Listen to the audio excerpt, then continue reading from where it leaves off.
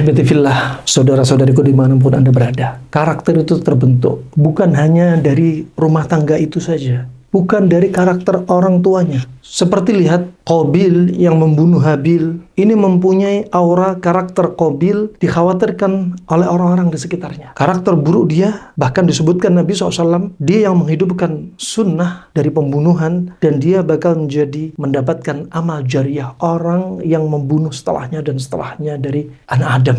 Juga demikian, sebenarnya bukan hanya dari itu saja, karakter itu juga terbentuk diantaranya bisa jadi dari faktor makanan. Disebutkan Imam Al-Ghazali rahimahullah ta'ala, Ibnu Qayyim, Imam Syafi'i, As-Suyuti, ternyata orang yang banyak makan bakal menimbulkan hati ini keras. Bayangin, orang banyak makan akan menyebabkan darah kental, kotor, pekat, dan hati pun keras. Kekotoran inilah yang bakal disenangi oleh syaitan. Nabi SAW bersabda, Inna syaitana yajri min ibni Adam majrudam. Sesungguhnya setan itu berlari di tubuhnya anak Adam melalui peredaran darah. Ketika jantung ini dipenuhi darah yang kotor, ima kotor gara-gara makanan, dan kotor dampak dari karakter dia akan semakin keras hati. Makanya ada obat, di antara obatnya wasiat Imam Nawawi, jangan membiasakan makan sampai kenyang. Walaupun di sana ada hadis Nabi, berhentilah makan sebelum kenyang, hadisnya lemah, tapi masih banyak hadis yang lainnya menunjukkan makna hadis ini sahih. Sebagaimana dari hadis Al-Miqdam min Ma'di Karib, riwayat At-Tirmidzi, dihasankan Syekh Albani, bihasbi ibni Adam ukulatin hatta yuqimna sulbah. Cukuplah anak Adam makan beberapa suap sampai tulang punggung tegak.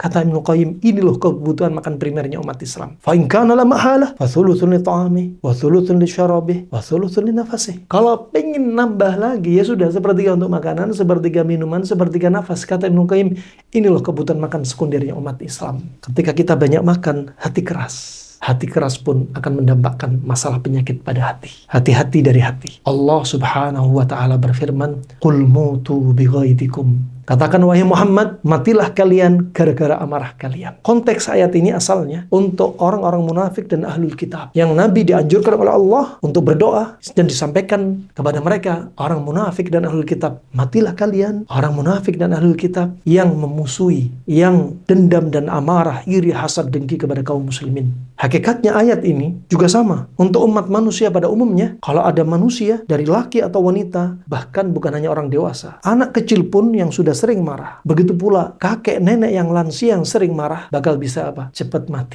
Sebelum mati akan didahului dengan penyakit. Efek dari marah, timbul gastritis, sakit mah, timbul hipertensi, tensi tinggi, hipertiroid, timbul juga diantaranya masalah pada ginjal, masalah pada jantung, sampai stroke, sampai timbul kanker gara-gara dendam dan amarah. Makanya Allah berfirman, wal kadhiminal ghaidha wal 'afina 'anil nas. Tahan amarah, kemudian apa? Maafin manusia yang salah kepada Anda. Ini, kalau Anda mau marah, Nabi sudah mengajarkan, marah ini penyakit. Obatnya apa? Wasiat Nabi, kita beristi'adzah. A'udzubillahi minasyaitonirrajim. Ketika mau marah, wasiat Nabi, falyaskut, diam.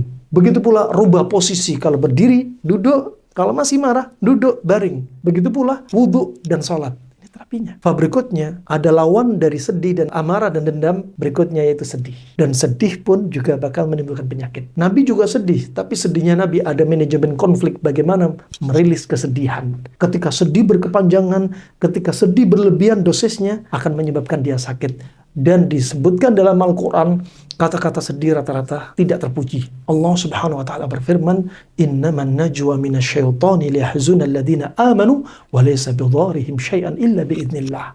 Ternyata yang membuat orang beriman sedih, setan yang menyerang mereka. Allah juga berfirman, innal ladzina taqaw idza massahum ta'ifun minasyaitan tadzakkaru fa idzahum mubsirun. Sesungguhnya orang-orang yang bertakwa kalau diserang gerombolan setan, kata Ibnu Katsir dalam tafsirnya, bagaimana serangan setan? Yaitu bil ghadab, bil gham wal hazan, dengan sedih dan amarah dan dendam. Itu serangan setan. Kalau Anda mendapati diri Anda gampang sedih, sedih berlebihan, Anda gampang marah, jangan salahkan orang di sekitar Anda, salahkan diri Anda sedang diserang setan. Tadzakkaru, ketika Anda ingat wasiat Allah dan Rasulnya sallallahu alaihi wasallam, fa idzahum mubsirun. Mereka ingat lagi, ya Allah, saya yang salah, sehingga dia kembali istiqomah. Jaga hati. Pintu semua penyakit bukanlah kencing manis. Pintu semua penyakit adalah penyakit hati. Wassalamualaikum warahmatullahi wabarakatuh.